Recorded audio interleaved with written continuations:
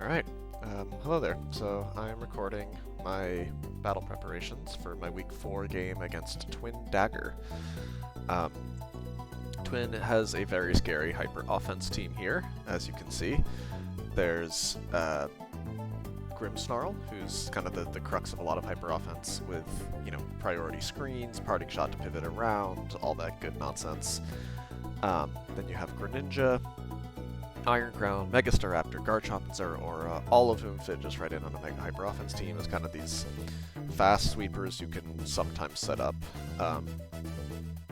Iron Crown is a particularly bastard Pokemon. It hits really hard. It can go booster speed to go pretty fast. It can do like weakness policy, agility. There's a lot of really annoying ways for this Pokemon to set up that I need to be careful about. Megastaraptor, it actually can't boost its attack, really, but it can boost its bulk with close combat because it has the ability Contrary, which is quite scary, so I need to be very careful of that. Garchomp is pretty threatening as well. Swords Dance Scale Shot obviously can end a game pretty quickly if you're not prepared, and Zeraora has this really obnoxious bulk upset it can run, so there's a lot of pretty big threats here. Among the lower tiers, Basculin with Choice Band actually is kind of scary versus me. I don't have the best water resistance in the world. A lot of them are kind of more specially defensive than physically defensive, especially if I don't bring certain options. So I could see Basculin coming, and then the Dunsparce I don't think is really a good Pokemon. It's obviously very passive, not very strong, but Twin does love Dunsparce, and she keeps bringing it every week, so I kind of expect it to come.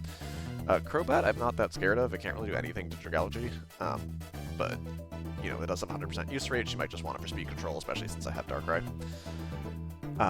Yeah, and my team is kind of the same as it has been.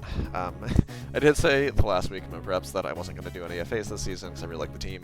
I then had a pretty tough loss, which, I can cope about it being RNG, but also there were some pain points with the team, and I especially don't really feel like Lycanroc Dusk fits in that much, so I have been thinking about dropping it, but we'll see as the season goes on, especially given what Pokemon open and drop in the pool as other people make their FA moves. Anyways, going to my build for the week. I have decided to bring Darkrai. As usual, it's just really fast, really strong. No reason not to bring it. It hits everything super effectively. It's faster than everything besides Zeraora. I think literally, everything besides Zeraora hits super effectively, right? Because we got Ice Beam for Garchomp, Ice Beam for Raptor, Dark Pulse, Thunderbolt, Sludge Bomb, Ice Beam, I guess not Zoroark, and, not Dunsparce, but whatever.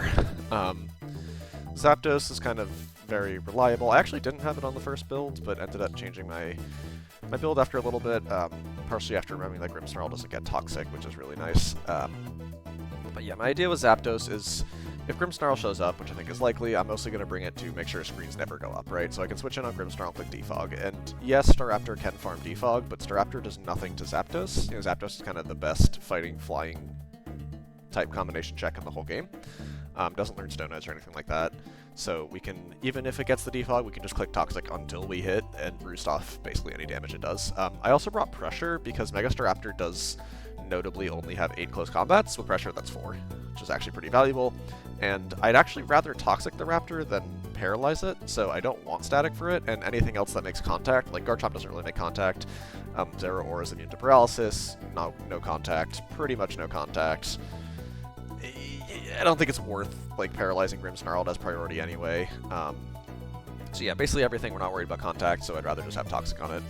Dragalge is just, has done amazingly for me this entire season. I think Toxic Spikes do really well here. It's great against Zeraora, Garchomp, Greninja, Grimmsnarl, Zoroark, Dunsparce, which is probably coming, Basculin. It's great chip damage no matter what, so I'd love to get a Toxic Spikes off. It's pretty good against Megastaraptor. Obviously Brave Bird does a lot, but we're fairly physically defense invested, and Dragon Tail is just really good for cycling this team because it's really reliant on setup. So for instance, if Zeraora is in our face, it doesn't do that much if we're full, but it can try to bulk up, we can just cycle it out. Same with a lot of other Pokemon, so that's why we have Dragon Tail. And then Sludge Bomb is just great damage, and Flip Turn is obviously the pivoting move. Donphan is cosplaying an Ice type here. Assault Vest with this bulk is meant to take Iron Crown okay-ish. It's not great. Iron Crown's a massive threat. It does a million damage, but it's alright. Gourgeist I have here mostly as just Will-O-Wisp is really good, and Gourgeist is good against Zeraora and Garchomp in particular. you know, Will-O-Wisp just cripples you, and it's like, okay versus these guys. Shadow Sneak and Poltergeist is because Ghost is really good against this team. There are 2 resists with Greninja and Grimmsnarl, but like we're not good against either of those regardless, and I'd rather just have a good mid-ground click into everything with these big damage hits, especially Iron Crown. If we're out first Crown, we can live a Tachyon from full and then Poltergeist it. And then also Shadow Sneak is good to finish off Crown in case it like lives on low health. It's EV to take, you know, Metagross Earthquake or something. Yeah, we want to be able to just finish it off if that's the case. And then Metagross is my main Crown check. It's got some special defense invest, full HP, leftovers, clear body, Brick Break to break screens, Heavy Slam just for general damage, Earthquake is pretty good, obviously for Crown specifically. We don't do like a ton to Garchomp, but I don't think we're really staying in on Garchomp much. Earthquake obviously good for Zeraora too. I've thought about... Oh wait, no, I meant Brick Break, sorry, this should be Psychic Fangs, not Brick Break. There we go. Better versus Raptor, clear screens. It's alright versus Garchomp. But yeah, Psychic Fangs is good for clearing screens and just kind of a decent neutral click here.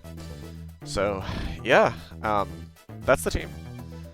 It was interesting for this matchup. I think I feel alright about it. I'm definitely a little less confident after last week. But, you know, this team still feels pretty strong. I have fast Pokemon, I have strong Pokemon, I have Defog to make sure screens are never an issue, and Toxic Spikes really does a number here, so I think I feel alright about this matchup, but, you know, it can always be tricky. Yeah.